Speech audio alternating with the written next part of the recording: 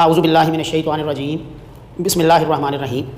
Dear students, this is our unit number 2 of inorganic chemistry,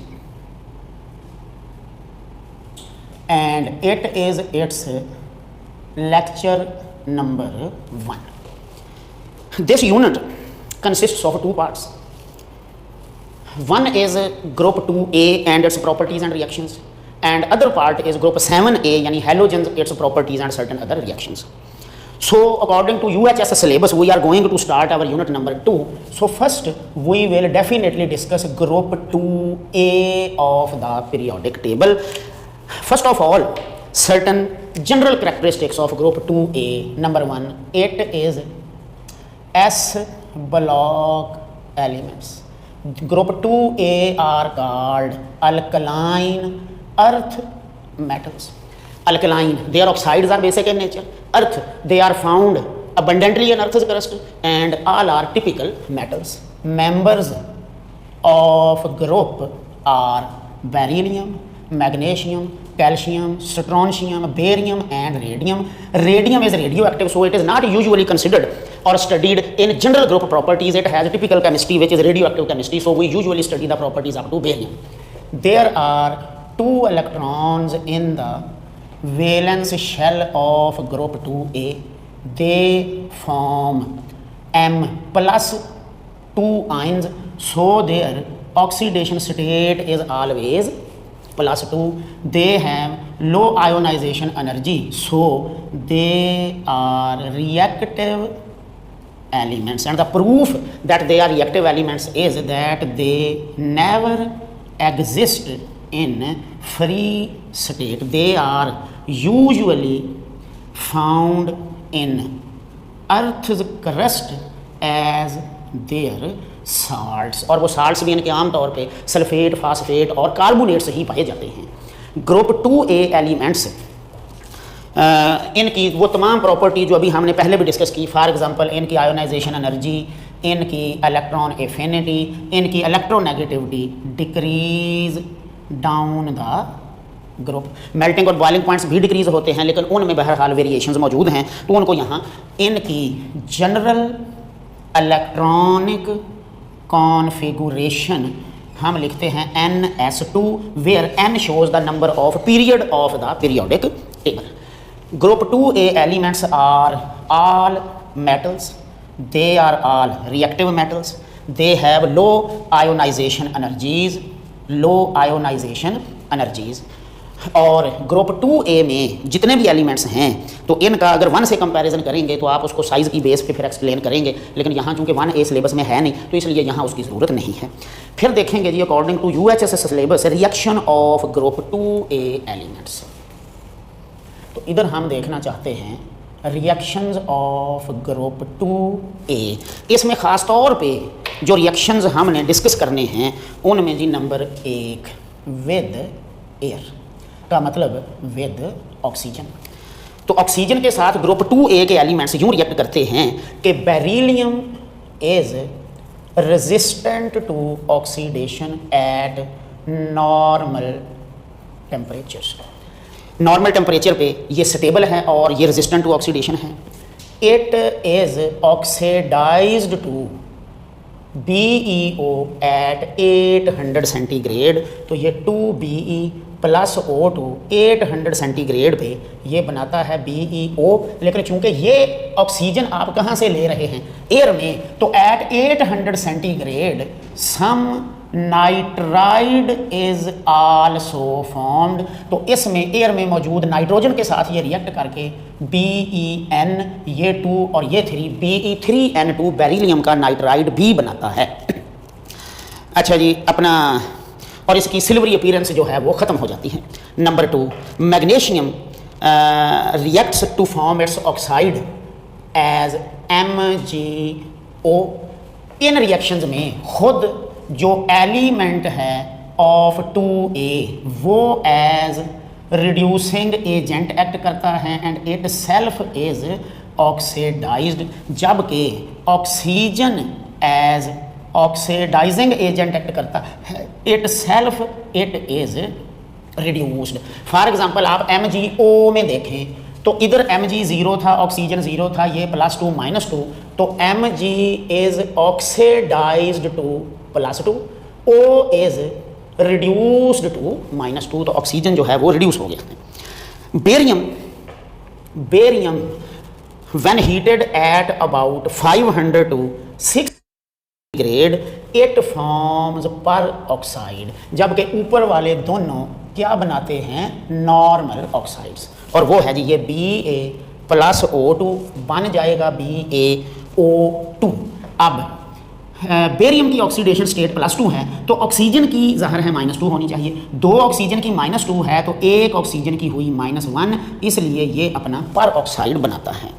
तो ये हैं इनके रिएक्शन विद ऑक्सीजन। अच्छा, मैग्नीशियम भी स्मॉल अमाउंट ऑफ नाइट्राइड बनाता है, ये यानी Mg+N2 ये Mg3N2 भी बनाएगा, बिल्कुल ऐसे जैसे बेरिलियम भी स्मॉल अमाउंट ऑफ नाइट्रोजन बनाता है। तो ये है रिएक्शन विद एयर। नंबर 2 जी with hydrogen, number 2 with hydrogen, hydrides बनाते हैं।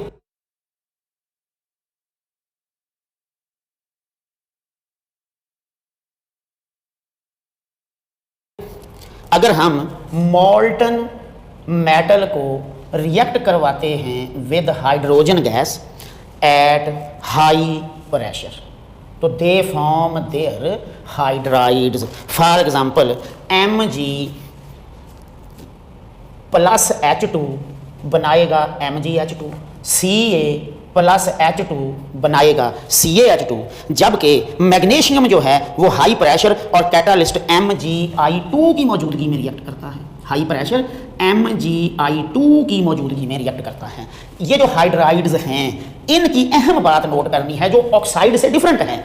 इसमें हाइड्रोजन की ऑक्सीडेशन मैग्नीशियम की +2, हाइड्रोजन की होगी -2, तो फिर एक हाइड्रोजन की होगी -1। लिहाजा इसमें अहम बात यह है कि इसमें मेटल यानी ग्रुप सेकंड ए की एज रिड्यूसिंग एजेंट काम करती है, तो हाइड्रोजन एज ऑक्सीडाइजिंग एजेंट काम करती है। हालांकि आप जानते हैं हाइड्रोजन इट सेल्फ बहुत अच्छा रिड्यूसिंग एजेंट होता है। यही वजह है कि इनके जो हाइड्राइड्स हैं इनके बारे में बहुत अहम पॉइंट याद रखना है, hydrides are strong reducing agents, तो इनके हाइड्राइड बहुत स्ट्रॉन्ग रिड्यूसिंग एजेंट्स होते हैं। नाइट्रोजन के साथ जी नाइट्राइड्स बनाते हैं, और जब नाइट्राइड को वाटर के साथ रिएक्ट किया जाए तो ये अमोनिया पैदा करते हैं। ये आ गया जी number 3 with nitrogen, magnesium forms nitride, form nitrides, e.g. magnesium gives magnesium with steam at 100 centigrade, Mg+H2O steam at 100 centigrade बनेगा MgO प्लस हाइड्रोजन। तो आप ज़रा नोट करें, Mg 0 था +2 हो गया, हाइड्रोजन +2 थी 0 हो गई। ये रिडॉक्स रिएक्शन है जिसमें वाटर एज ऑक्सीडाइजिंग एजेंट काम करता है और हाइड्रोजन जो है वो रिड्यूस हो गई है। Hydrogen is reduced from +1 to 0 oxidation state, जबकि मैग्नीशियम हस्बे मामूल ऑक्सीडाइज हो गई है 0 से +2 में। जी 2 बिल्कुल simple ji.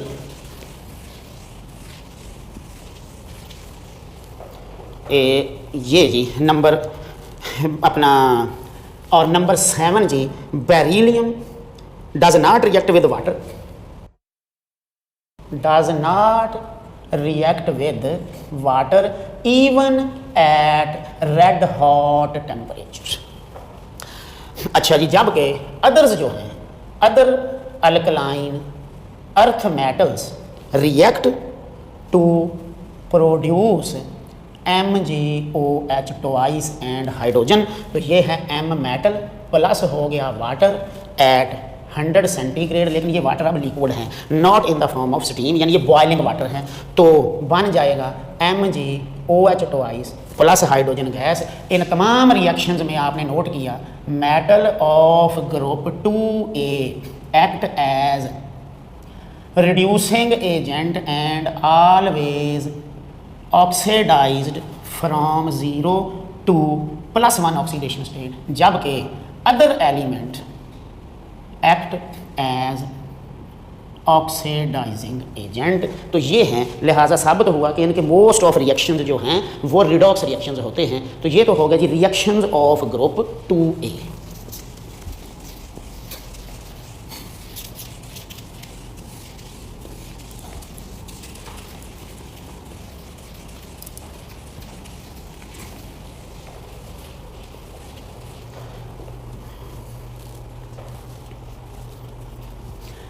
Next dear students, according to UHS syllabus हैं कंपाउंड्स ऑफ ग्रुप 2A।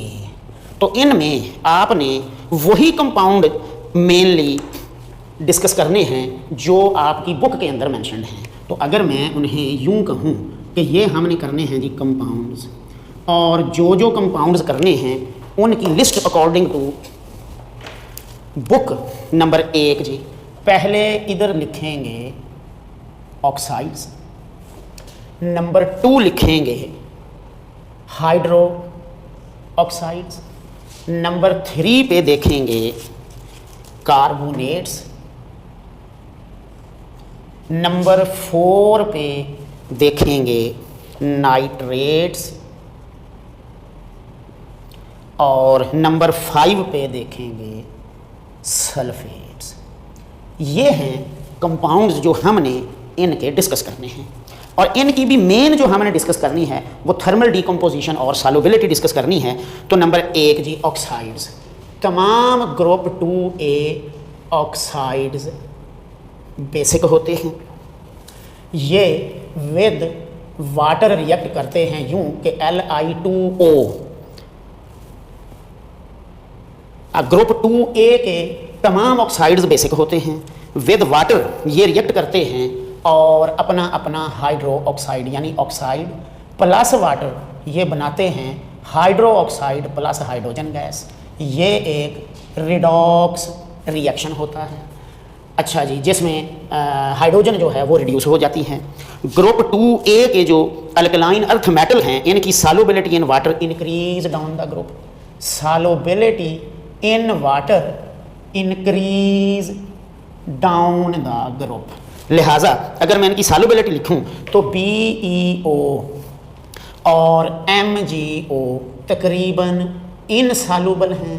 उसके बाद CaO, SRO और BaO आर सॉल्युबल, ये तकरीबन सॉल्युबल हैं, जबकि कैल्शियम का ऑक्साइड पार्शली सॉल्युबल होता है, जबकि ये दोनों बिल्कुल सॉल्युबल। लिहाजा solubility down the group increase होती है। अच्छा जी, basic character of oxides increase down the group.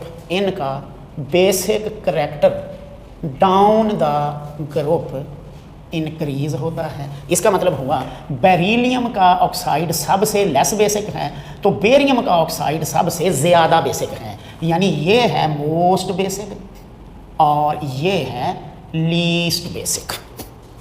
और ग्रुप 2A ऑक्साइड जो अल्कलाइन सोल्यूशन बनाते हैं वो उनकी स्ट्रेंथ ग्रुप 1A से कम होती है, मतलब ये 1A की निस्बत ये वीक बेस होते हैं। तो ये तो हैं इनकी ऑक्साइड्स जी। नंबर 2 जी hydroxides. Alkaline earth metal hydroxides की solubility down the group increase होती है जी। Solubility in water down the group increase होती है। इसका मतलब ये हुआ कि BeOH ट्वाइस तकरीबन इनसॉल्युबल होता है, तो आगे फिर MgOH ट्वाइस जो है वो स्पेरिंगली सॉल्युबल होता है, और फिर कैल्शियम का हाइड्रोक्साइड, स्ट्रोंशियम का हाइड्रोक्साइड और फिर बेरियम का हाइड्रोक्साइड तकरीबन सॉल्युबल होते हैं। तो ये है हाइड्रोक्साइड्स की सॉल्युबिलिटी। कुछ हाइड्रोक्साइड्स बहुत इंपॉर्टेंट होते हैं।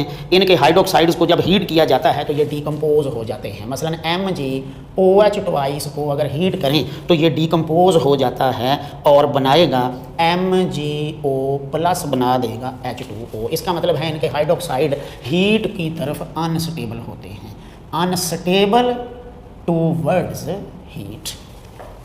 कुछ के नाम कॉमन आपने याद रखने हैं, बहुत अहम, मसलन CaOH ट्वाइस को अपना लाइम वाटर कहा जाता है, जबकि MgOH ट्वाइस को मिल्क ऑफ मैग्नीशिया कहा जाता है। Lime water is used as a test for CO2, milk of magnesia is used for hyperacidity of stomach, hyperacidity of stomach.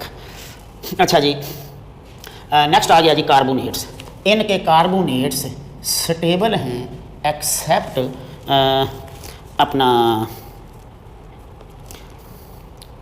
Alkaline earth metal. तो group 2A carbonates are slightly soluble in water, ये water में बहुत कम soluble होते हैं, and solubility decrease down the group. इसका मतलब ये हुआ कि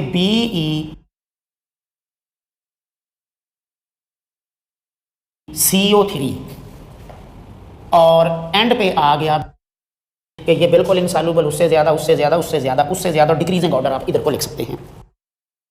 अपना कैल्शियम सल्फेट ख़ास तौर पे CaSO4 2H2O को जिप्सम कहा जाता है, और इसमें 2 वाटर ऑफ क्रिस्टलाइजेशन होते हैं।